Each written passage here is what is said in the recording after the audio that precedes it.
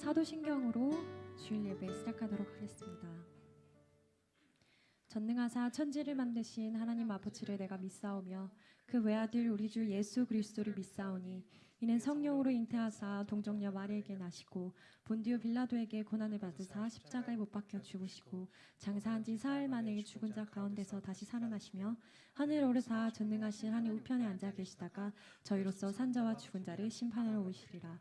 성령을 믿사오며 거룩한 공회와 성도가 서로 교통하는 것과 죄를 사하여 주시는 것과 몸이 다시 사는 것과 영원히 사는 것을 믿사옵나이다. 아멘. 이 자리에 나오신 모든 청년 여러분들을 예수 그리스도의 이름으로 환영하고 축복합니다. 우리를 주님께서 한 공동체로 부르셨습니다. 세상은 우연이라 말할 수도 있지만 크리스찬에게는 우연은 없는 것 같습니다. 하나님께서 우리를 한 공동체로 이곳 가운데 부르셨고 옆에 있는 형제 자매들을 이 시간 축복하며 함께 나아가길 원하는데요. 첫 번째 찬양으로 이 시간 너의 맘속에 라는 찬양을 골랐습니다. 함께 서로가 서로를 축복하며 나아갑시다.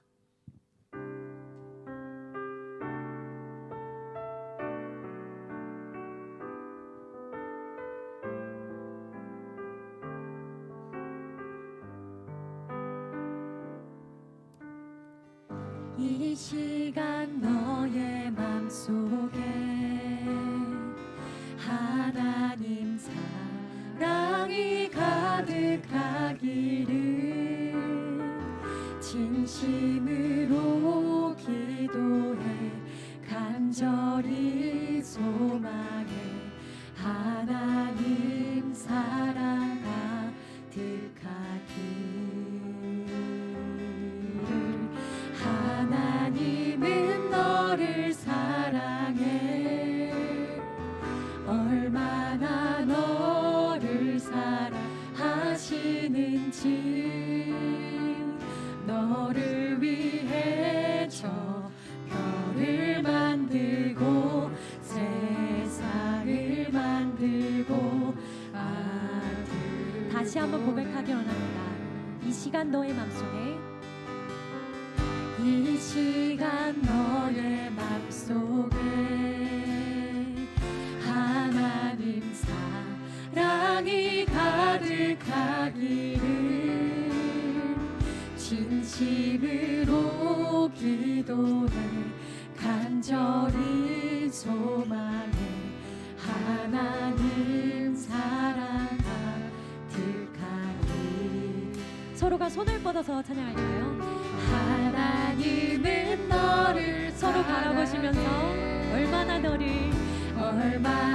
너를 사랑하시는지 너를 위해 저 별을 만들고 세상을 만들고 아들을 보냈네. 오래전부터 널 위해 오래전부터 널 위해 준비된 하나님의 크신 사랑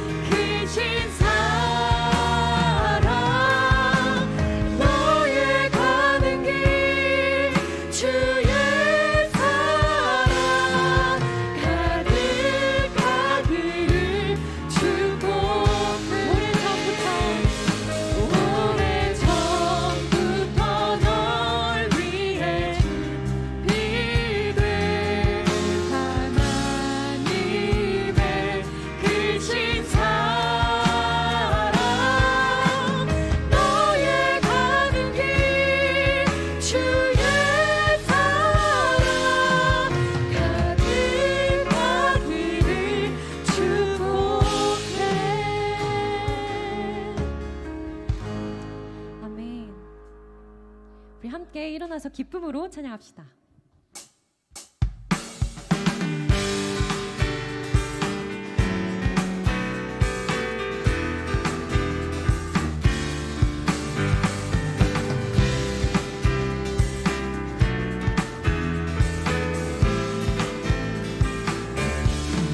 감사드리세 우리 주께 크신 사랑 베푸셨네. 찬양 드리세 어린 양께 영원 영원히. 감사드리세 우리 주께 크신 사랑 베푸셨네. 찬양 드리세 어린 양께 영원 영원히. 감사해 고통과 눈물 없는 곳 열어주시리. 감사해 모든 맘을 새롭게 되는 그날 주시리. 그날에 열방과 모든 민족 주 찬양하리. 새하늘과 새 땅에 그날 기뻐 노래하리. 우리 같이 한번 기쁨으로 찬양합시다. 들으세 우리 주께 크신 사랑 베푸셨네. 찬양 드리세 어린 양께 영원 영원히. 아멘. 다시 한번 감사드리세. 감사드리세 우리 주께 크신 사랑 베푸셨네. 찬양 드리세 어린 양께 영원 영원히. 감사해. 감사해 고통과 눈물 없는 곳 열어주시리. 감사해 모든 맘을 새롭게 되는 그날 주시리. 그날에 열방과 모든 민족들 주 찬양하리. 새하늘과 새 땅에 그날 기뻐 노래하리. 다시 한번 고백합시다. 감사해.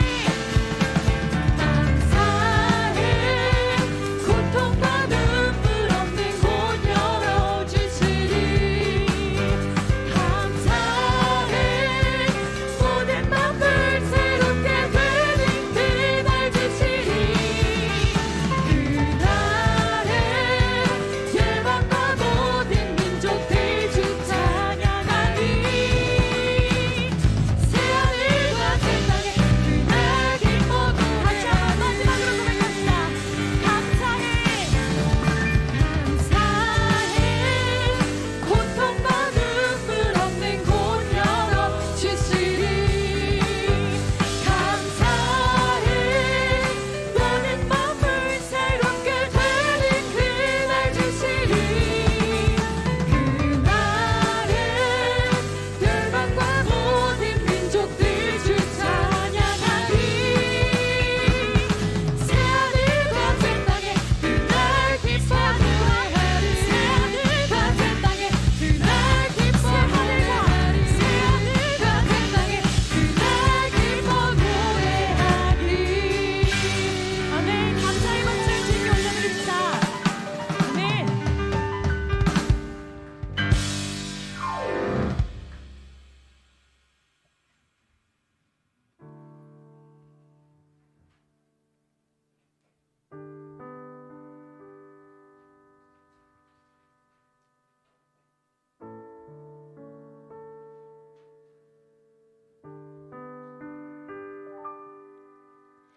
나 이제 돌아가 새 삶으로 주를 예배합니다. 늘 정직함으로 더 진실함으로 나를 드립니다. 다시 한번 고백합시다. 나 이제 돌아가 나 이제 돌아가 내 삶으로 주를 예배합니다. 늘 정직함으로 더 진실함으로 나를 드립니다. 나를 더 잘하시는 나를 더 잘하시는 주님, 나도 주님 더 알기 원해요. 마르지 않는 주의 자비하심, 주의 품 안에서 나 노래하네. 나의 삶의 모든 순간이 아름다운 노래 되어 가장 귀한 나의 주님 찬양하며 살아가리 주 안에.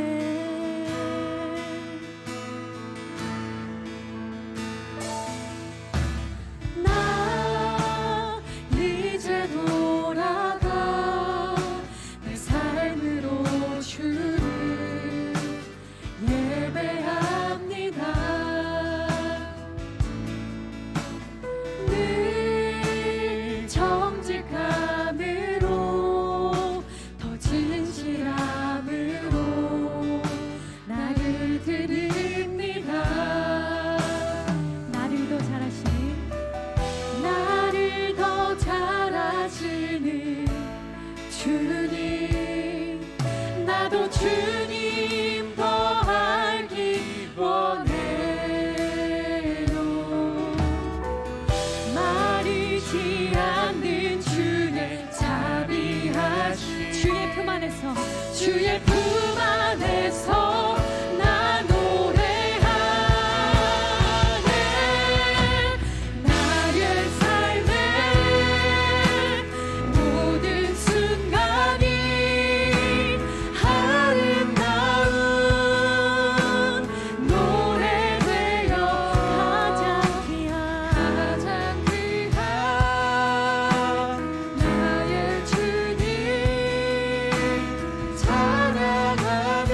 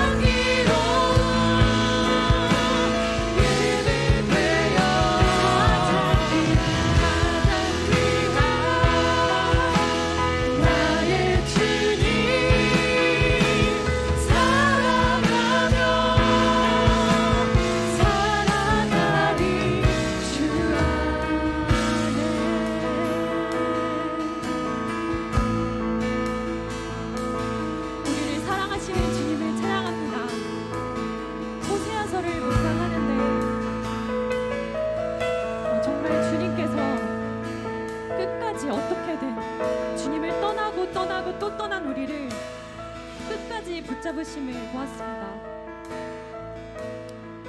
우리가 정말 우리의 마음을 더욱더 정결하게 하여 나아가기 원합니다. 솔직한 마음으로, 진실된 마음으로, 두 마음을 품지 않은 마음으로 하나님을 향하여 나아가기 원합니다.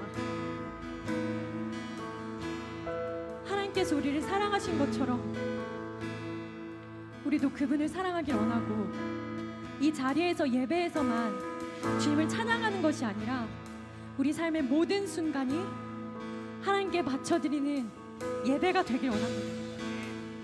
가장 귀한 나의 주님을 사랑한다고 고백하며 나아가길 원합니다.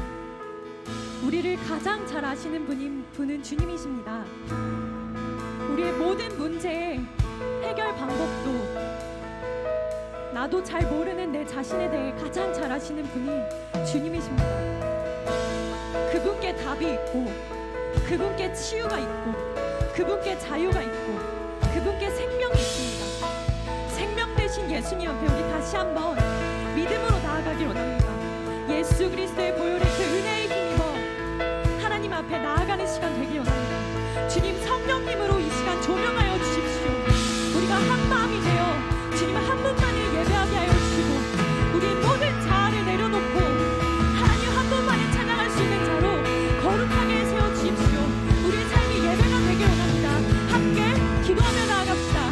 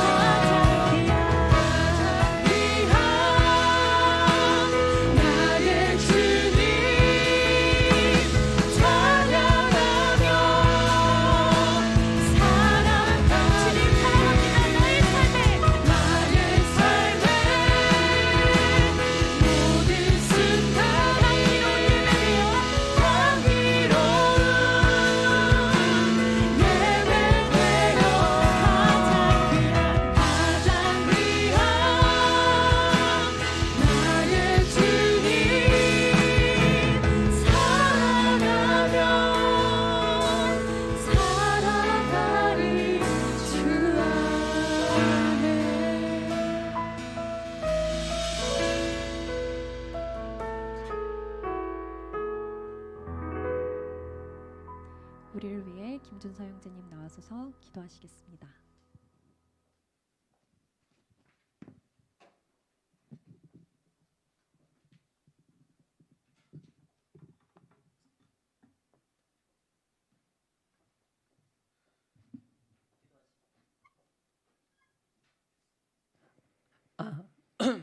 기도하시겠습니다. 하나님 아버지, 우리에게 믿음의 공동체 주심에 감사합니다. 서로를 위해 기도하고 서로를 위해 손을 잡고 이끌어주는 공동체 되게 해주세요. 세상을 살아갈 때 많은 어려움과 두려움이 있음을 고백합니다. 세상이라는 구름 속에서 주님을 바라보지 못했던 순간도 있음을 고백합니다. 하지만 예배를 드릴 때 그러한 마음들을 회개하고 온전히 주님만을 보는 각자의 예배자 되길 소망합니다. 주님이 주신 말씀과 기도로 무장하기 원합니다. 세상에서 교회로 오고 그리고 다시 교회에서 세상으로 뻗어나가는 빛과 소금 되는 청년부 될 수 있도록 해주세요. 주님, 우리가 주님의 사랑에 대해 더욱 알기 원합니다. 우리가 스스로 잘못 정의 내렸던 사랑에서 머무는 것이 아니라 십자가의 피의 사랑이 우리 안에 머물러 돌이킴에 사랑할 수 있도록 해주세요. 서운교회 아이들을 위해 기도합니다. 다음 세대가 부흥하여 주님 말씀이 끊임없게 하여 주시고 아이들이 교회에 오는 시간이 즐겁고 휴식되길 원합니다. 더 나아가 아이들이 세상에서 누리지 못하는 행복을 교회에서 누릴 수 있도록 해주세요. 금요일 화합 기도회를 위해서 기도합니다. 준비하는 각 지체들 하나하나 아껴주시고 주님이 머리 되어 모든 세대가 한 비전을 바라보면서 나아갈 수 있는 그러한 시간 될 수 있도록 해주세요. 우리 모두 주님 사랑이 필요합니다. 예수님의 이름으로 기도드렸습니다. 아멘.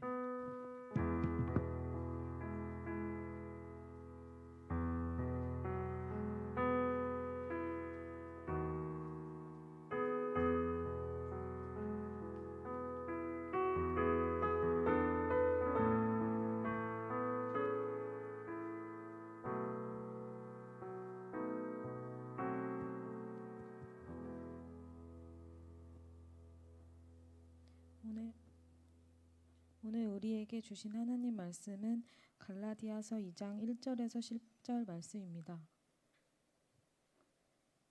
14년 후에 내가 바나바와 함께 디도를 데리고 다시 예루살렘에 올라갔나니 계시를 따라 올라가 내가 이방 가운데서 전파하는 복음을 그들에게 제시하되 유력한 자들에게 사사로이 한 것은 내가 다름질하는 것이나 다름질한 것이 헛되이지 않게 하려 함이라.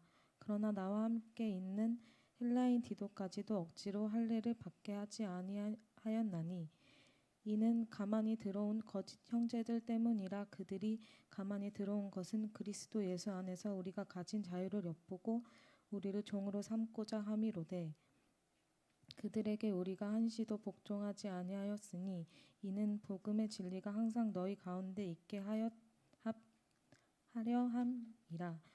위력하다는 이들 중에 본래 어떤 이들이든지 내게 상관이 없으며 하나님은 사람을 외모로 취하지 아니하시나니 저 유력한 이들은 내게 의무를 더하여 준 것이 없고 도리어 그들은 내가 무할례자에게 복음 전함을 맡은 것이 베드로가 할례자에게 맡은가 같은 것을 보았고 베드로에게 역사하사 그를 할례자의 사도로 삼으신 이가 또한 내게 역사하사 나를 이방인의 사도로 삼으셨느니라. 또 기둥같이 여기는 야고보와 게바와 요한도 내게 주신 은혜로 알므로 나와 바나바에게 친교의 약속을 하였으니 우리는 이방인에게로 그들은 할례자에게로 가게 하려 함이라. 다만 우리에게 가난한 자들을 기억하도록 부탁하였으니 이것은 나도 본래부터 힘써 행하여 왔노라. 이 말씀은 살아계신 하나님의 말씀입니다. 아멘. 네, 반갑습니다. 네, 한 주간 잘 지내셨죠? 혹시 덥나요, 춥나요? 딱 좋아요? 네, 좋습니다. 네, 그 비버라는 동물을 아세요? 비버라는 동물을? 그 최근 폴란드에서 비버와 관련된 이슈가 있었다고 그래요. 폴란드 총리가 뭐라고 했냐면 얼마 전에 폴란드에 큰 홍수가 났었는데 그 피해가 비버로 인해서 더 커졌었다. 뭐 이렇게 이야기를 해버린 거예요.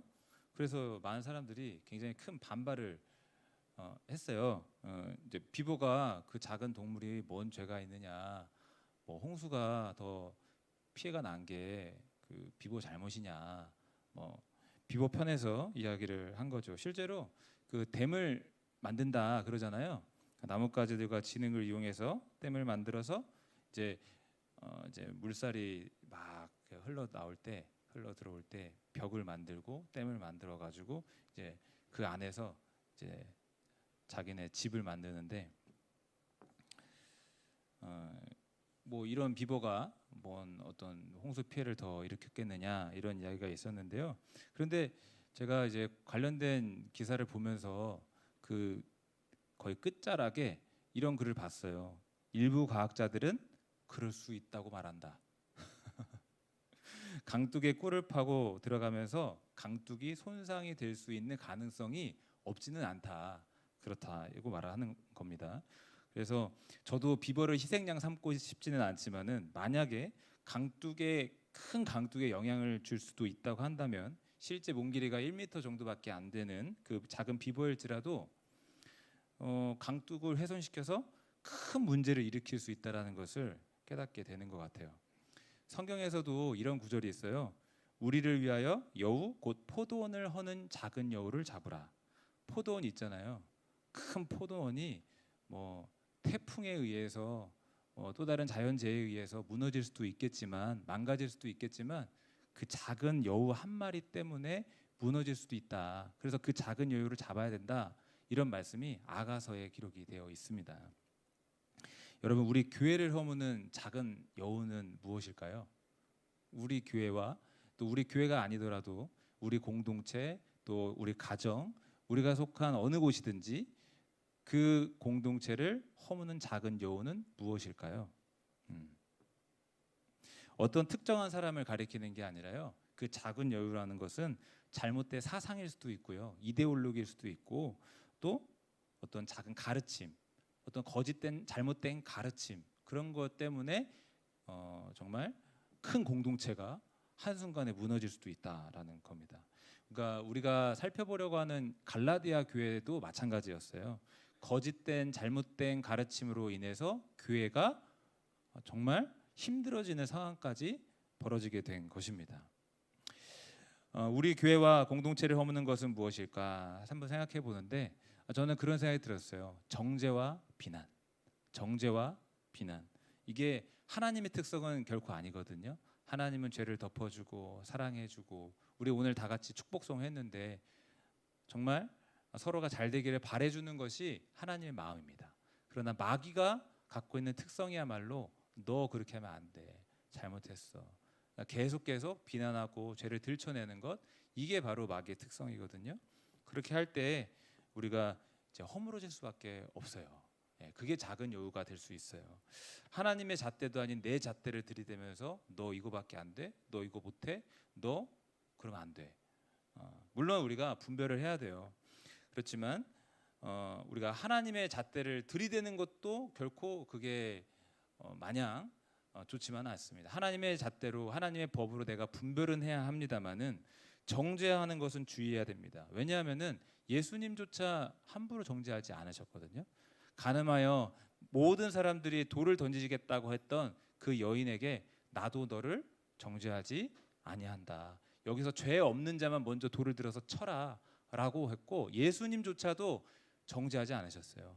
덮어주시면서 다시는 이 죄를 범하지 말아라 하고서 분별을 하시거든요. 그렇게 가르쳐 주시거든요. 예수님조차도 정죄하지 않으시고 비난하지 않으시는데 내가 무슨 자격으로 심판자 자리에 앉아가지고 정죄하고 비난하는가? 예수님보다 더 높은 자리에 가겠다 그러는 거거든요. 우리가 이거는 교회 공동체뿐만 아닙니다. 우리가 살다 보면 회사도 가고 또 학교도 가고 여러 많은 기관과 단체 또 내가 속한 공동체가 있을 텐데 남들은 다 그럴 수 있어요. 하나님의 성품을 모르니까 겪어보지 못했으니까. 그런데 우리 같은 경우는 하나님의 성품을 겪어본 사람들이잖아요. 하나님이 나를 사랑하신다고 했고 나를 용서하신다고 했고 이 성품을 우리는 겪어본 사람들이잖아요. 맛본 사람들이잖아요. 그 맛을 우리가 알려줄 수 있어야 되겠다. 그래서 세상은 정죄와 비난의 분위기 속에서 계속해서 흘러갈 겁니다.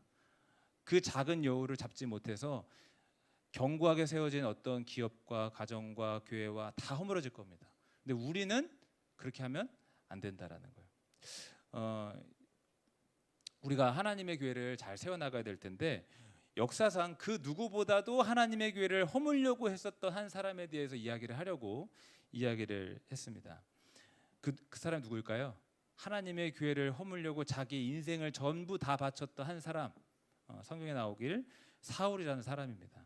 바울이라고도 부릅니다. 사울로도 부르고 바울로도 부르고 히브리식 이름으로 사울이라고도 부르지만은 로마식으로 바울이라고 부르기 때문에 이제 또 성경에 바울이라고 명칭이 되어 있기 때문에 그 이름으로 이제 통일해서 부르겠습니다. 바울이라는 사람에 대해서 아마 들어봤을 겁니다. 신화적인 인물도 아니고요. 역사 한복판에 있었던 한 인물입니다. 그는 누구였는가? 여러 설명이 있지만 우리가 이제 오늘 그리고 다음 주에 이제 두 번에 걸쳐서 살펴볼 때에 그 갈라디아서를 우리가 보잖아요. 갈라디아서를 읽잖아요. 그래서 갈라디아서에 어떻게 설명이 되어 있는지를 좀 보려고 하는데 그는 유대교도였다 이렇게 나옵니다. 그것도 유대교의 아주 열성적인 사람이었다. 유대교를 지키기 위해서 예수 믿는 사람들을 예수 믿는 교회를 허물고 무너뜨리는 게 자기의 사명이라고 생각했던 사람입니다. 그 말씀이 갈라디아서 1장 13절에 있는데 한번 읽어보겠습니다. 다 같이 시작.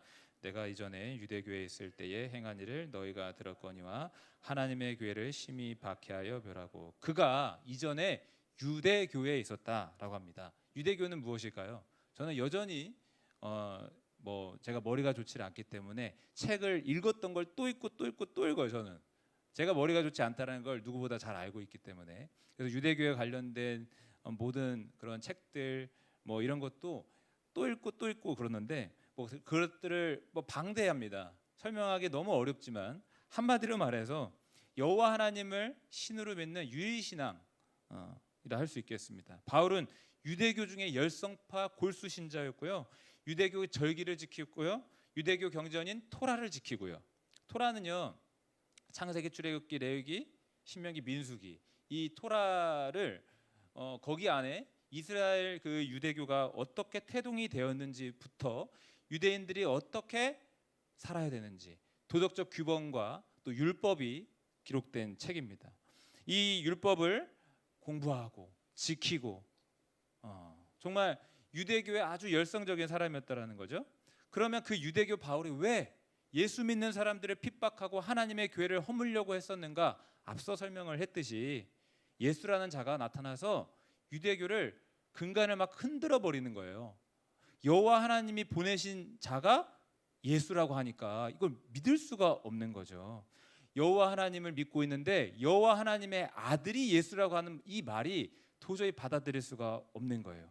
하나님이 메시아를 보냈는데 그가 예수라고? 그가 십자가에서 죽었고 그걸로 끝인 줄 알았는데 그게 끝이 아니라 그것은 우리를 위한 죽음이었고 다시 살아났다라고 그러고 다시 살아나는 것을 보았다고 하는 사람들이 우후죽순 나타나고 생명까지 걸고 있는 이 상황을 보면서 말이 안 된다. 이거는 이단이다. 사입이다. 절대로 우리 유대교 안에 이 예수 믿는 자들이 틈을 열고 파고들면 안 된다. 이런 생각을 했어요. 좌시할 수 없었던 거예요. 그래서 어떻게까지 했는가? 유대교의 최고 의결기관이 산헤드린 공의회라고 있어요. 거기에다가 이제 허락을 맡아서 하나님을 못 오가는 이 예수 믿는 자들 내가 잡아 데리고 오겠다 허락을 맡아요. 그렇게 해서 예루살렘에서 북서쪽으로 200km 정도 떨어진 그 다메섹까지 쫓아갑니다. 그러니까 당시에 예루살렘에서 너무 핍박이 심하니까 예수 믿는 사람들이 다메섹까지 도망쳤던 걸로 보여집니다. 신앙을 지켜야 되니까 여기서 계속 신앙을 지키다가는 죽을 수도 있기 때문에 저 사방으로 퍼져나가는데 다메섹까지 가게 된 것 같아요. 그거를 포착하고 다메섹까지 쫓아가야 되겠다. 자, 이 지점에서 잠깐 멈춰서 생각을 해보는 거예요. 바울의 입장 말고 당시에 핍박받던 그리스도인들의 상황을 한번 생각해 보는 겁니다. 어떤 상황이죠? 핍박받는 상황이고요. 생명을 걸고 예수를 믿는 상황이었어요. 그렇죠? 예루살렘에서 여기 있다가는 죽을 수도 있겠다. 그러니까 생명을 걸고 신앙을 지키고 있었던 상황이라는 거예요. 여러분 오늘 이 시대에도 생명을 걸고 예수 그리스도를 믿는 사람들이 있을까요? 있습니다. 그 모퉁이돌 선교회에 카타콤 소식지가 있는데 거기에 나온 한 간증인데요. 이영실 사모님이라는 분이 계시는데 이분이 북한 탈북민이세요. 그분의 어린 시절 12살 때에 북한에 살 때입니다. 하루는 옷장의 그 서랍 밑에 뭔가를 이렇게 손을 쑥 넣었는데 어렸을 때 그 장난 많이 치잖아요. 서랍 밑에다가 손을 넣어보기도 하고, 네. 그러면 거기 막 돈도 나오기도 하고, 막 부모님들이 몰래 감춰놨던 것들이 나오기도 하고, 옷장 그 서랍 밑에다가 손을 넣었는데 어떤 책이 나오더래요. 봤더니 흰누런 한 책이 나오는데 그게 바로 성경이었던 거죠. 첫 장을 딱 펴봤더니 태초에 하나님이 천지를 창조하시니라. 소스라치게 놀랐습니다. 왜 놀랐을까요? 김일성, 김정일 이 3대 세습 부자들이 신인 줄 알고 있었는데 하나님이 신이라고? 이런 세계관의 변화 때문에 그렇게 놀란 게 아니라요. 이런 도서 하나가 있다는 것만으로도 발각이 되면 죽을 수도 있기 때문에 어떻게 되는 거지? 그렇게 두려워서 떨었다라는 거예요. 실제로 감시 체제잖아요. 예. 알고 봤더니 이웃 주민이 나를 한 20년 동안 감시하고 있었던 사람이었고 서로 감시하면서 보고해야 되고 그렇게 해서 자식이 부모가 뭔가 잘못했을 때 보위부에 가서 그것을 일러주면 자식에게 상을 주는 그런 구조. 이거는 거의 미친 구조입니다. 사랑이라는 그 개념이 없는 시대입니다. 없는 곳입니다. 거기는.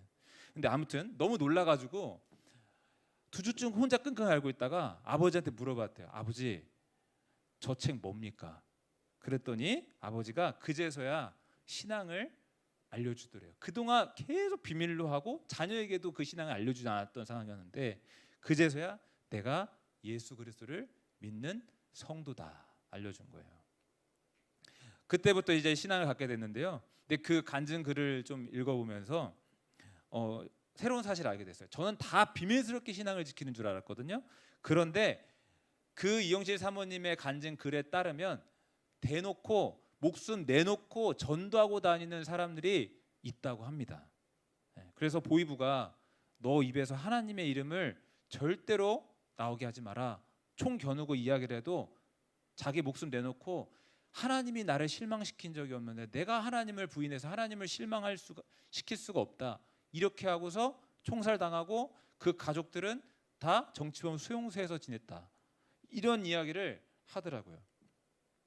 여러분 질문을 한번 던져봅니다. 예수 그리스도가 내게 어느 정도의 가치를 갖고 계시는 분인지, 은30에 예수님을 팔았던 그 유다의 경우처럼 나에게는 보잘것없고 하찮은 그런 존재인지, 가장 중요한 순간에 그 기로에 섰을 때 나는 예수의 길을 택하는 사람인지 아니면 세상의 길과 내가 옳다고 생각하는 그 길을 택하는 사람인지. 바울은요 다시 성경으로 돌아서 살기등등했습니다. 다메섹으로 가가지고 이 그리스도인들을 다 잡아올 그 마음에 막 정말 어떻게 보면은 희열도 느꼈을 수도 있겠죠. 내가 잡아오겠노라. 근데 어떤 일이 일어나죠? 예수님을 만나게 되는 사건이 일어나요. 사도행전 9장에 기록이 되어 있는데요. 호련히 하늘로부터 빛이 비추게 되는데 너무 놀라서 엎드려져 있을 때 예수님의 음성이 들리기를 사울아 사울아 네가 어찌하여 나를 핍박하느냐. 바울이 대답합니다. 주여 누구십니까 당신은? 당신이 누구인지 나에게 밝혀주십시오 라고 했을 때 예수님이 이어 말씀하십니다. 나는 네가 박해하는 예수라. 한번 읽어볼까요? 사도행전 9장 4, 5절인데요. 네, 한번 읽어볼게요. 땅에 엎드러져 들음에 소리가 있어 이르시되 사울아 사울아 네가 어찌하여 나를 박해하느냐 하시거늘 대답하되 주여 누구시니까 이르시되 나는 네가 박해하는 예수라. 사도 바울의 인생은요 예수 그리스도를 만나고 나서 완전히 송두리째 바뀌게 됩니다. 십자가에서 죽은 줄로 알았던 그 예수님이 살아계시다라는 것을 알게 됩니다. 하나님이 보낸 구원자 메시아가 바로 이 예수 그리스도구나라고 알게 되는 거죠. 예수님이 진정 하나님의 아들이시구나 알게 됩니다. 예수님이 십자가에서 죽으신 것은 그냥 억울하게 또 어떤 정치범으로 몰려서 실제 어떤 죄를 지어서 그렇게 참혹하게 죽은 게 아니라 나를 사랑하사 나를 위하여 죽으신 것이구나 알게 된 거예요. 그리고 그분은 다시 사셔서 살아계시고 오늘 나에게 나타나셨구나. 예수 그리스도는 영원한 구원자라는 것을 알게 됩니다. 그래서 이제 예수님을 위해서 전 인생을 바치게 되는데요. 한 가지 짚어보고자 하는 것은요. 이 갈라디아서 읽어보니까 이 예수님을 믿게 된 이 사건과 관련해서 자신이 어떻게 하나님께 부름 받았는지 그런 걸 설명하고 있어요. 그러니까 자신이 예수를 알고 믿기 전부터 하나님이 나를 택하셨구나. 그래서 택하신 나에게 예수님을 알게 해주셨구나 이렇게 이야기하는 구절이 있거든요. 한번 볼까요? 갈라디아서 1장 15, 16절입니다. 한번 읽어보겠습니다. 시작. 그러나 내 어머니의 태로부터 나를 택정하시고 그의 은혜로 나를 부르시니가 그의 아들을 이방에 전하기 위하여 그를 내 속에 나타내시기를 기뻐하셨을 때에 내가 곧 혈육과 의논하지 아니하고, 제가 15절만 부탁을 했나 봐요. 16절도 나오네요. 하나님이 나를 택하셨구나. 그래서 내가 이렇게 예수를 부인하고 살고 있었지만 예수님이 어떤 분이신지를 나에게 나타내 보여주셨구나. 하나님이 나를 택해 주셨구나 라고 하는데요.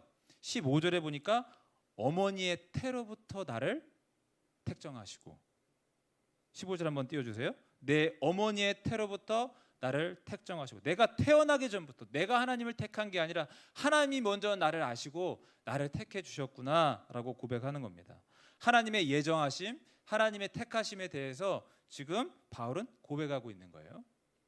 제 이야기를 조금 잠깐 하자면요, 뭐 들어보신 분도 계시고 안 들어보신 분도 계실 텐데 별건 아닌데, 별거 아니라고 하기에는 또 조금 나한테는 굉장히 의미 있는 일인데, 저희 어머니가 어느 날부턴가 컵에다가 물을 따라 줄 때 받침 이렇게 해가지고 저한테 지극정성으로 해서 이 물을 갖다 주는 거예요. 주스도 갖다 주고 심지어 요구르트도 그 하나 했다 하고 먹어라 하면 될 텐데 저한테 이렇게 그 무슨 진짜 황송한 대접을 진짜 받는 거예요.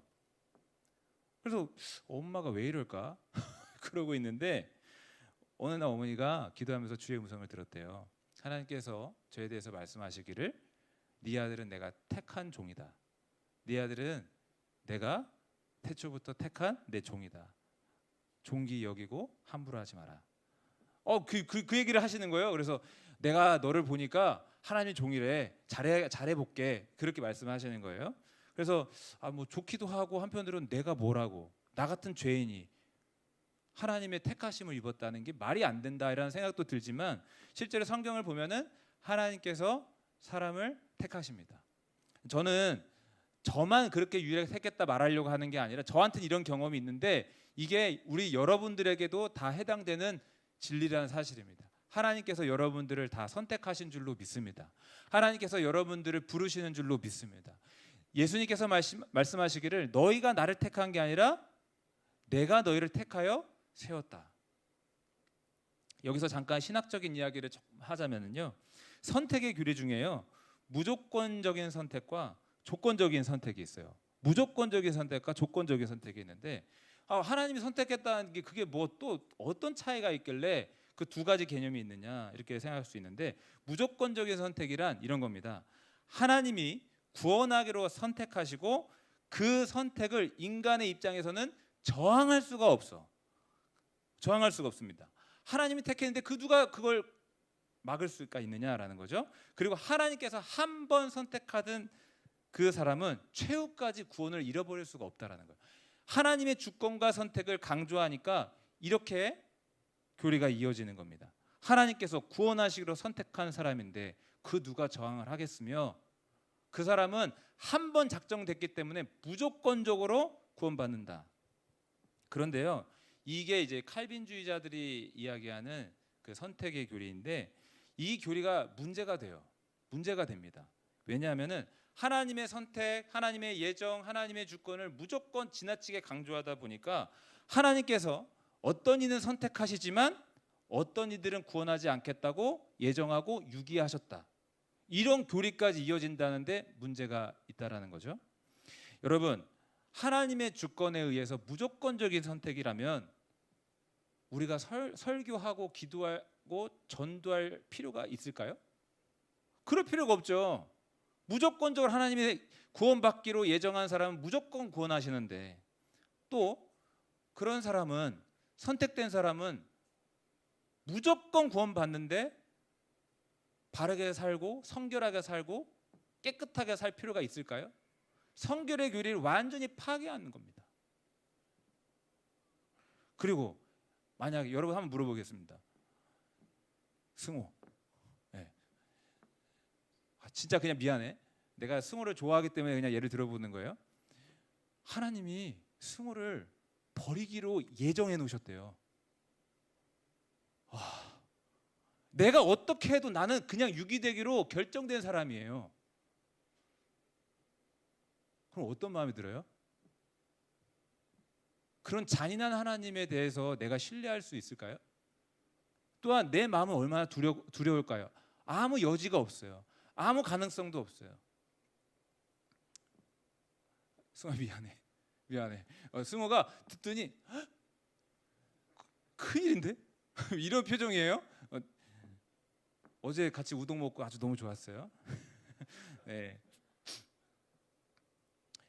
그리고 가장 큰 문제가 되는 것은 예수님의 그 십자가의 구속의 은혜를 완전히 허물어 버리는 겁니다. 예수님은 우리 모든 죄값을 다 담당하시려고 그 모든 자신의 생애를 다 바치시고 희생양이 되어 주시고 가장 귀한 피비를 흘려 주셨는데 그게 소용없다라고 이야기하는 것과 똑같은 거예요. 예수님 뭔 소용이에요? 하나님께서 다 그렇게 구원하기로 작정하셨다면, 버리기로 작정하셨다면. 여러분, 하나님은 사랑이신 줄로 믿습니다. 하나님은 모든 이가 구원받기를 원하십니다. 그래서 예수님을 보내셔서 모든 죄인들의 죄값을 대신 다 갚게 하시고 대신 형벌을 받게 하시고 누구든지 예수 그리스도 안에서 나타난 그 하나님의 사랑을 믿고 하나님께로 나오기만 하면 하나님께서 자녀로 받아주시고 칭의, 너는 의로운 자다, 법적으로 선언해 주시고 거듭나는 겁니다. 여러분, 하나님의 선택, 하나님의 예정, 하나님의 사랑을 받아들이시기를 바랍니다. 왜곡하여 누구는 선택하고 누구는 버리셨다 이렇게 생각하는 게 아니라 하나님의 사랑을 받아들이시고 하나님의 그 부르심에 응답할 수 있는 여러분들과 제가 되기를 간절히 소망합니다. 네. 하나님 택하셨다고 해도 내가 응답하지 않으면 그래서 조건적인 선택이다 이렇게도 이야기를 하는 겁니다. 주님은 택하셨고 바울은 예수 그리스도를 알게 됩니다.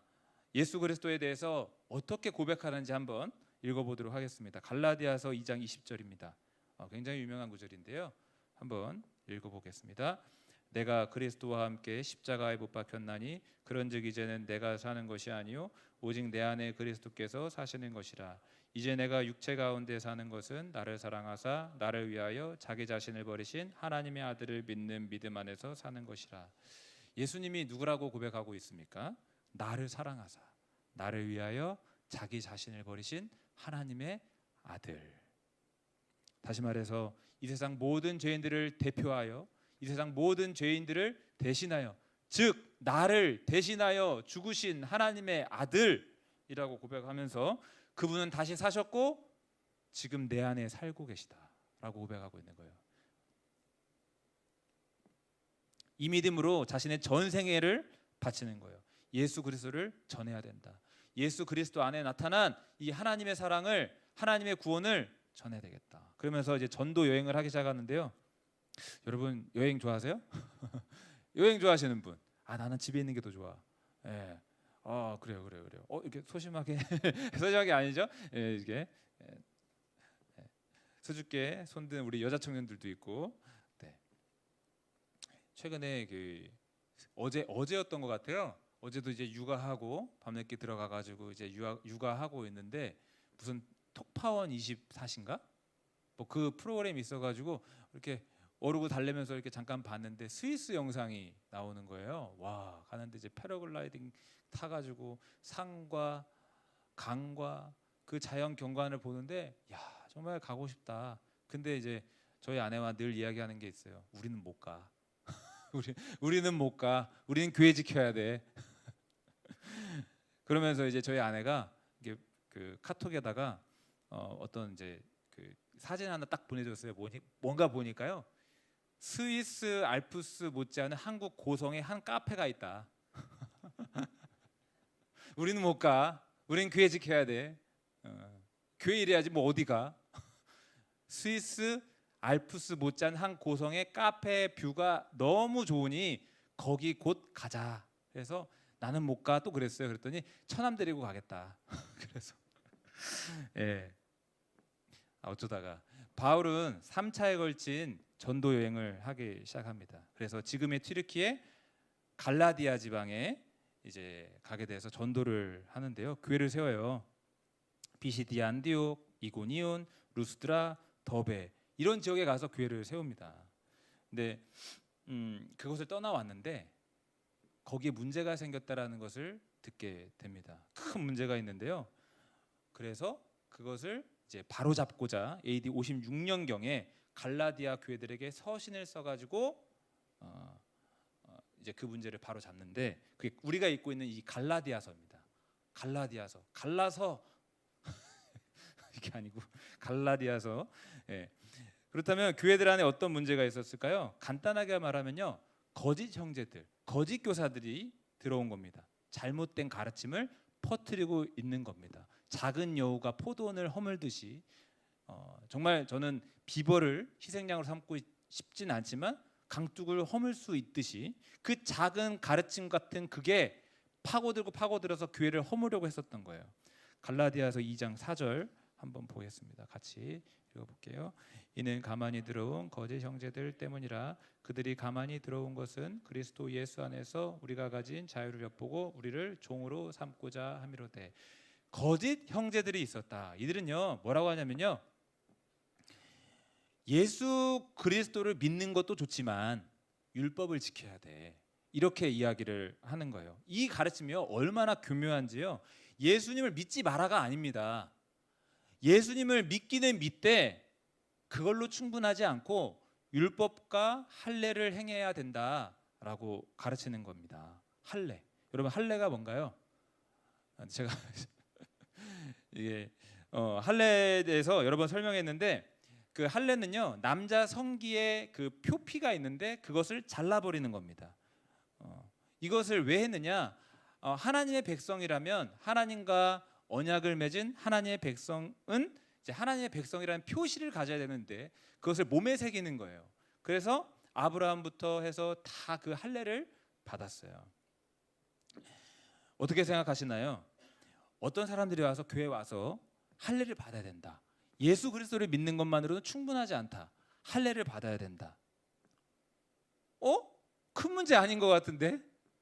교회에 돈 문제가 생긴 것도 아니고 성적인 문제가 일어나는 것도 아니고 막 폭력 사건이 생긴 것도 아니고 무슨 그게 뭐 큰 문제야? 율법조차도 하나님 예전에 주셨던 거고 할례 좋은 거 아니야? 하나님의 거룩한 백성이라는 표 아닌가? 좋은 거 아니야? 그런데요 이게 큰 문제가 될 수 있는 이유가 있어요. 왜냐하면요 우리가 어떤 공로나 어떤 잘난 선행 행위나 이런 걸로 우리가 구원받는 게 아니거든요. 오직 예수 그리스도 한 분 그분을 믿음으로써 우리가 구원받는 거거든요. 그런데 율법을 지켜야 된다라는 것이 부가적으로 들어오는 순간 예수 그리스도를 믿는 믿음으로 구원받는 이 완전한 구원의 복음을 허물어 버리는 거예요. 예수님이 완전한 구원자이심을 부인하는 게 되고 나의 어떤 선한 행위가 첨가돼야 된다라고 이야기를 하는 것과 똑같은 겁니다. 다시 말해서 예수 그리스도가 뭔가 부족한 것처럼 보이는 가르침이라는 거예요. 제가 TV 보는 얘기 너무 많이 해서 좀 덕스럽지 않은데 진짜 다 우연찮게 봤어요. 한 편은 제대로 본 적이 없어요. 차승원 씨와 유해진 씨가 삼시세끼 프로그램에 나와서 다투는 걸 봤어요. 보신 분? 보신 분이 계실 거예요. 왜 싸운지? 왜 싸우고 있지? 저를 봤더니 차승원 씨가 고추장찌개를 만드는데 요리 잘해요. 남자가 청양고추도 넣고 고춧가루도 넣고 대파도 넣고 뭐 사게 국자로 막 저어가지고 진짜 맛있게 만들었어요. 근데 차승원 씨가 잠깐 자리를 비운 사이에 유해진 씨가 김치를 끄적끄적 이렇게 막 들으더니 야 이거 너무 맛있겠네 하고서 툭 넣어버렸어요. 보신 분. 근데 차승원 씨가 돌아와가지고 국자를 휙휙 줬다가 뭐 건더기가 날라다니 이렇게 막 둥둥 떠다니잖아요. 그러니까 보고 뭐야 이거? 내가 김치 좀 넣었는데. 그러니까 차승원 씨가 정색을 하면서 야 나 안 만들어 하고서 국자 놓고 그냥 떠나버리는 거예요. 굉장히 무서웠고 저도 뭐 차승원 씨와 유해진 씨가 부부 사이와 같다, 뭐 10년 절친이다, 싸워본 적도 없다, 뭐 별의별 얘기 다 있더니 이거 하나로 싸워? 라고 생각을 했었거든요. 근데 차승원 씨의 마음이 이해가 돼요. 왜냐하면요 그 고추장찌개는 차승원 씨의 완성품인 거예요. 차승원 씨의 작품인 거예요. 근데 거기에다가 김치 그 김치를 넣었다라는 것은 이 고추장찌개가 완전하지 않다라는 것을 보여주는 겁니다. 뭔가 부족하다라고 이야기를 하는 것과 마찬가지라는 겁니다. 비유를 든 거예요. 예수 그리스도를 믿는 자에게 할례를 행하라라고 하는 것은 언뜻 보면 예수님을 완전히 부인하는 것은 아니기 때문에 괜찮은 것처럼 보이지만은 예수 그리스도 안에서 얻는 구원, 이것을 부족하다, 완벽하지 않다, 이런 메시지를 던지고 있다라는 거예요. 따라서 바울은 그걸 가만두고 볼 수 없었어요. 그래서 어떻게 하냐면요, 함께 다니는 그 디도라는 이방인이 있었는데요, 할례를 받지 마라고 합니다. 물러설 수가 없는 거예요. 할례를 받게 해줄 수가 없는 거예요. 할례는 구원의 조건이 아니야. 할례 받지만 할례를 해도 상관은 없어요. 그런데 할례 가지고 이거를 들이대면서 예수 그리스도의 구원의 도가 부족한 것처럼 하니까 너 할례 받지 마, 이렇게 합니다. 갈라디아서 2장 3절입니다. 한번 볼까요? 읽어볼게요. 그러나 나와 함께 있는 헬라인 디도까지도 억지로 할례를 받게 하지 아니하였으니 예수 그리스도면 충분합니다. 유대인들처럼 굳이 할례를 받지 않아도 됩니다.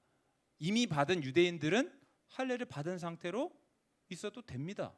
할례는 아무 상관이 없는 거예요. 여러분, 예수 그리스도 안에 부족한 것이 있습니까? 하나님께서 우리를 위해서 구원의 도를 마련해 주셨는데 예수 그리스도 안에는 부족함이 전혀 없습니다.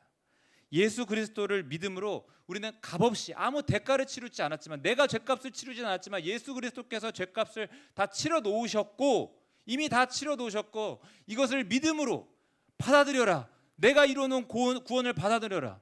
그래서 예수님이 십자가에서 돌아가실 때에도 다 이루었다, 다 갚았다, 우리들의 모든 죄값을 다 갚아 놓으셨고, 이제 누구든지 하나님께로 그저 나올 수 있는 거예요. 죄 때문에 두려워서 하나님과 담이 있는 게 아닙니다. 예수 그리스도 안에서 그분이 흘리신 피로 말미암아 죄의 담은 허물어졌고, 누구든지 예수님의 피를 힘입어서 하나님께로 당당하게 자유롭게 누구든지 하나님께 예수님의 이름으로, 예수님의 보혈로 들어갈 수 있는 거예요. 대가는 예수님이 다 치러 놓으셨어요. 우리는 값없이 예수님의 은혜로 하나님의 품으로 들어갈 수 있는 겁니다. 그럴 때 하나님께서 이신칭이, 신학적인 개념으로 칭이 의롭다고 칭해 주시고, 너는 내 자녀라고 거듭나게 해주시고, 그런 은혜가 있는 거예요. 말씀을 한 5분 정도만 더 전하겠습니다. 다시 성경으로 돌아와서 갈라디아 교회 가운데 이 거짓 형제가 들어왔다라고 했는데요, 교묘하죠. 교묘하게 지금 예수님의 그 복음을 허물고 있죠. 근데 이런 자들을 향하여 사도 바울이 뭐라고 했을까요? 엄청난 선포를 합니다. 엄청난 선포를 합니다. 저는 예전에 이 구절을 다 알고 외우기도 하고 했었던 구절이지만, 이번에 묵상을 하면서 이게 진짜야? 라고 생각을 했습니다. 뭐라고 했을까요? 이 다른 복음을 전하는 거짓 형제들을 향하여 저주를 받아라, 저주를 받아라. 갈라디아서 1장 7절 8절 한번 읽어보겠습니다. 다른 복음은 없나니 다만 어떤 사람들이 너희를 교란하여 그리스도의 복음을 변하게 하려 함이라. 그러나 우리나 혹은 하늘로부터 온 천사라도 우리가 너희에게 전한 복음 외에 다른 복음을 전하면 저주를 받을지어다. 복음의 본질을 흐리고 있는데, 만약 그들처럼 말하는 자들이 있다면, 심지어 내가 그런 복음을 전한다면, 또는 하늘의 천사라도 이런 잘못된 복음을 사람들에게 가르치고 있다면, 그 누구라도 저주를 받을지어다. 아까도 말했지만 이번 주에 그 말씀을 다시 읽으면서 아무리 그래도 그럴 수 있을까 생각을 했어요. 주의 종이 어떤 사람입니까? 복음을 전하는 사람이에요. 기쁜 소식을 전하고 축복을 하는 사람이에요. 어떻게 성도에게 저주를 할 수 있고 그 누구를 저주할 수 있겠어요? 네? 주의 종은 축복하는 자입니다. 예수님께서도 그러셨어요. 욕을 당하시되 욕을 그대로 갚지 않으시고, 그게 우리들의 길입니다. 나에게 좀 오해를 하고 원망스러운 말을 하고 비난하고 정죄하고, 물론 그러면 안 되지만 심지어 그럴지라도 우리는 축복하는 사람들입니다. 믿으십니까? 우리는 그렇게 해야 됩니다. 예수님이 십자가에서 달려 돌아가실 때 하나님 앞에 그렇게 기도하셨어요. 저들을 죽이시고 저주를 퍼부으시고 이렇게 안 했어요. 어떻게 하셨죠? 저들의 죄를 저들에게 돌리지 마옵소서. 저들의 죄를 사하여 주옵소서. 우리가 그렇게 해야 돼요. 그런데 사도 바울이 완전히 딴판이에요. 지금 어떻게 했죠? 저주를 받을지어다. 그러면 왜 이렇게 이야기를 했을까요? 이유는 간단해요. 그 복음을 듣고 잘못된 길로 빠질 성도들이 불쌍해서, 성도들을 지키기 위해서, 하나님의 교회를 지키기 위해서 그렇게 했던 겁니다. 여러분 놀랍지 않아요? 하나님의 교회를 허물려고 했던 한 사람이 하나님의 교회를 지키기 위해서 이와 같은 열성과 열심을 갖고 있다는 게 완전히 놀랍지 않아요? 여러분 우리는 이 예수 그리스도의 복음으로 살아가는 자들입니다. 예수 그리스도는 사람이 만든 교육과 사상과 철학과 이념, 이데올로기도 아닙니다. 종교도 아닙니다. 예수님은 한 사람의 생명을 바꿔놓고 삶을 송두리째 바꾸는, 정말 우리의 영혼을 천국으로 이끌어가는 구원의 복음입니다. 생명입니다. 성경에 보니까 갈라디아서 말씀 보니까 이 예수 그리스도의 계시는 이 사람의, 이 땅의 것들, 이 사람들이 만든 것, 배운 것도 아니라 하늘의 것이다라고 이야기를 하는데요. 이 말씀만 보고 좀 마무리를 했으면 좋겠습니다. 갈라디아서 1장 11절 12절입니다. 같이 보겠습니다.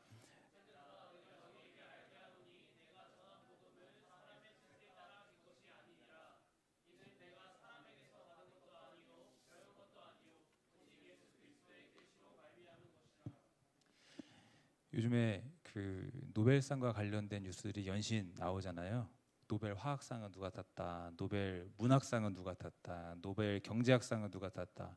저도 이제 신문을 정기적으로 보고 있기 때문에 다 뭐 그 사람들이 뭐 화상 인터뷰하고 뭐 언론에 뭐 그거 다 나오는데 대단한 부분들이 있어요.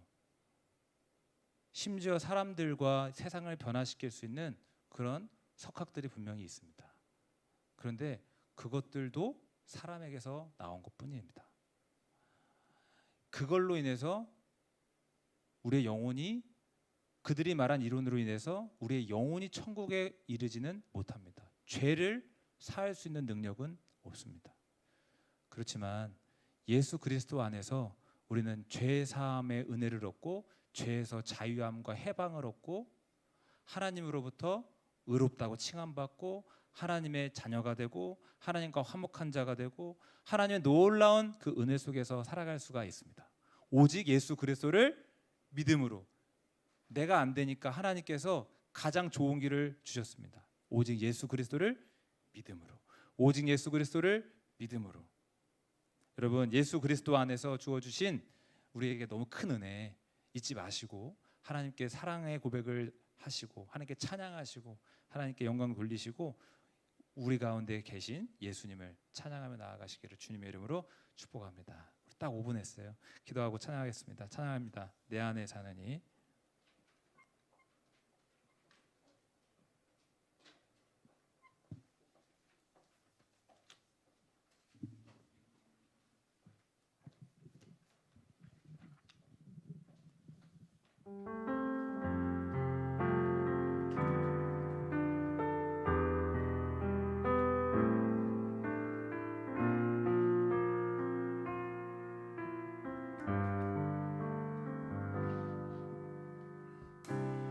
내 안에 사느니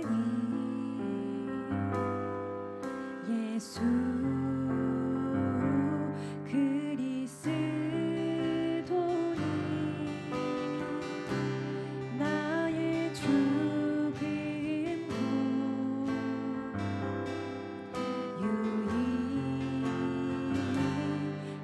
유일하니라. 내 안에 사느니 내 안에 사느니 예수 그리스도니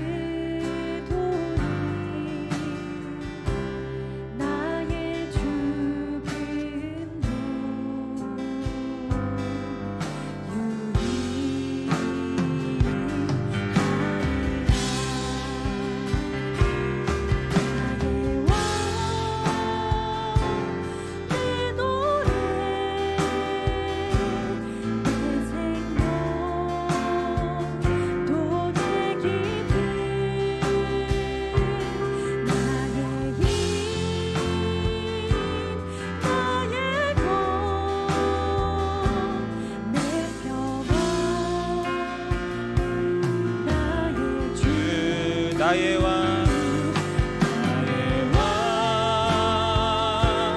내 노래 내 생명 또 내 기쁨 예수님 나의 힘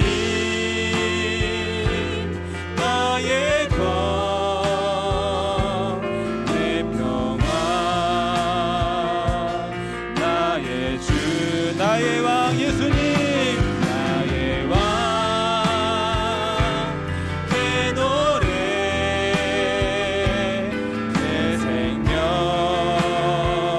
또 내 기쁨 오 예수님 나의 것 내 평화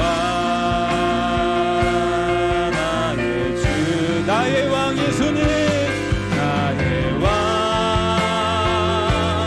내 노래 아멘 내 생명 아멘 또 내 기쁨 나의 힘 나의 것 내 평화 나의 주 나 우리 한 번 더 고백합니다 나의 왕 나의 왕 내 노래 내 생명 또 내 기쁨 예수님 나의 힘 나의 것 내 평화 우리 마지막으로 한 번 더 고백합니다 예수님 나의 왕 내 노래 내 생명 또 내 기쁨 나의 힘 나의 것 내 평화 나의 주 우리 이 시간 우리 주님의 이름을 한번 부르고 기도하겠습니다 주여 하나님 감사합니다 오 예수님 당신은 나의 소망이시며 나의 힘이시며 나의 검이시며 나의 방패이시며 나의 요새이시며 나의 피난처이시며 예수님은 나의 모든 것입니다 예수님은 나의 길이시며 예수님은 나의 진리이시며 예수님은 나의 유일한 생명이십니다 예수님 찬양받기 합당하신 예수님 나를 죄에서 자유케 하여 주시고 모든 죄와 역경과 어두움과 문제 가운데 길을 열어주시고 나의 지혜가 되어주시옵소서 내가 부를 영원한 노래 내가 부를 영원한 노래 오 예수님 주님을 찬양합니다 주님 주님을 찬양합니다 주님 홀로 영광을 받아주시옵소서 주님 우리의 힘이 되어주시고 우리의 능력 주시고 우리를 붙들어 주시옵소서 주님만이 영광 받아주시옵소서 우리 청년들의 삶 가운데 은혜를 더하여 주시옵소서 아멘 주님 감사합니다 내 평화 나의 주 우리 한번 나의 왕 주님을 찬양합니다 주님은 우리가 영원히 부를 노래가 되십니다 아멘 내 영원한 기쁨 예수님 아멘 예수님은 우리의 검이요 방패가 되십니다 아멘 나의 주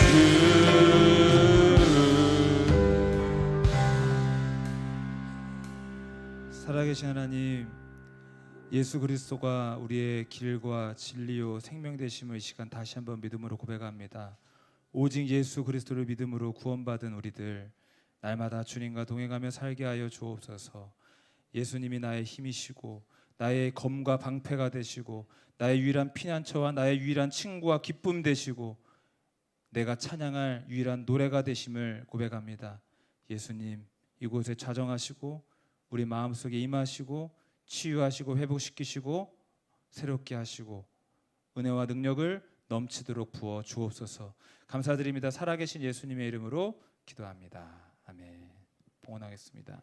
다 함께 자리에 일어나셔서 복음 전하시겠습니다.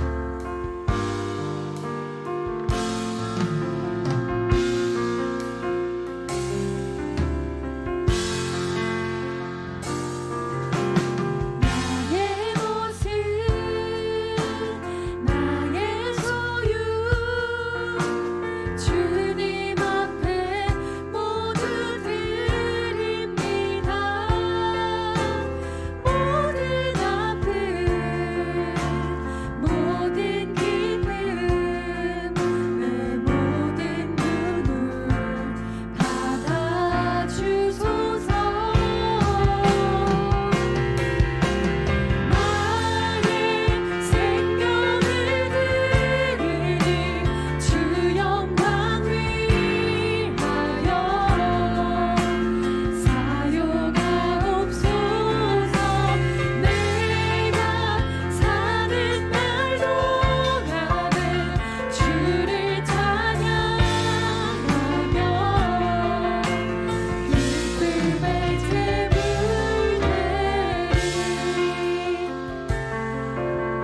나를 알아주소서. 가슴에 손을 얹고 기도합니다. 하나님 아버지 감사합니다. 우리를 사랑하여 주시고 예수 그리스도를 알게 하시고 주님의 구원받은 백성으로 살아가게 하시니 정말 감사를 드립니다. 감사한 마음 담아 기도도 담아 우리의 정성과 믿음을 담아 귀한 예물도 주 앞에 올려드립니다. 하나님 받아주시고 이 예물을 통하여 귀한 영혼들이 살아나게 하시고 하나님의 교회가 든든히 세워나갈 수 있도록 도와주옵소서. 이 시간 주의 사랑으로 우리 귀한 청년들을 축복합니다. 건강하게 하시고 아름다운 만남의 복도 허락하여 주시고 어디를 가든지 존귀한 자가 되며 으뜸이 되며 하나님의 사랑받는 하나님 앞에 쓰임받는 귀한 청년들 다 될 수 있게 하여 주옵소서.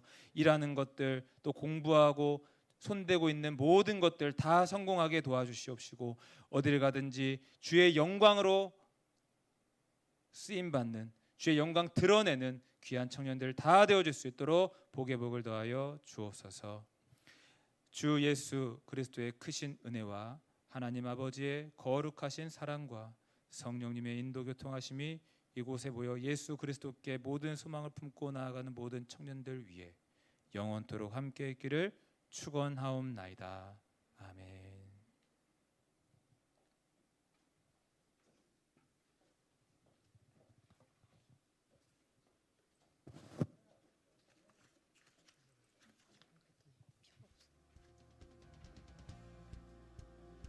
네, 오늘 예배를 모두 마쳤습니다. 오늘도 성비전 청년부에 참석하신 여러분들 모두 진심으로 환영합니다. 앞뒤 그리고 좌우에 계신 분들께 인사드릴까요? 샬롬. 오늘도 예배 참석하신 여러분들 진심으로 환영합니다. 네, 다음 PPT 넘겨주시겠어요? 오늘도 어김없이 저희 출석 체크해 주시고 또 건의사항 하실 거 있으시다면 네, 자유롭게 또 QR코드 통해서 체크해 주시면 감사하겠습니다.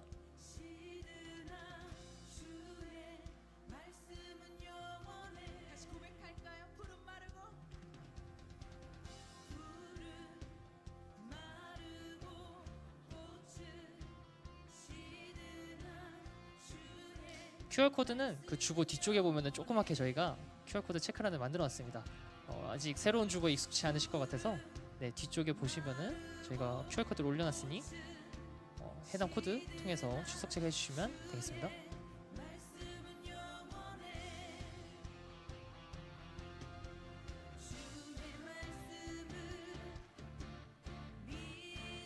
네, 어느 정도 진행된 것 같으니 다음 PPT 넘겨주시면 감사하겠습니다. 다음 주 인사자입니다. 기도의 김예은 자매님, 성경봉독의 김소원 자매님, PPT의 김장현 형제님, 주보의 김예린 자매님, 봉헌의 배희연 형제님이십니다. 네, 인사자분들께서는 한 번 더 확인해 주시면 감사하겠습니다. 네, 다음 넘겨주시겠어요? 네, 저희가 계속 금요기도에 리더를 모집하고 있습니다. 대상은 저희 청년부 누구나 기도하고 싶은 분들 또 청년부를 향한 또 마음과 기도 제목들이 있으신 분들은 누구나 다 지원 가능하시니 네, 저나 민경 누나한테 금요기도에 지원하실 분들은 연락 주시면 감사하겠습니다. 네, 다음 넘겨주세요. 네, 이제 저희 화학기도회가 얼마 안 남았습니다. 이번 주 금요일이거든요. 이번 주 금요일 10월 25일 저녁 8시 5층 드림성전에서 저희가 화학기도회를 청년부 주관으로 드릴 예정입니다.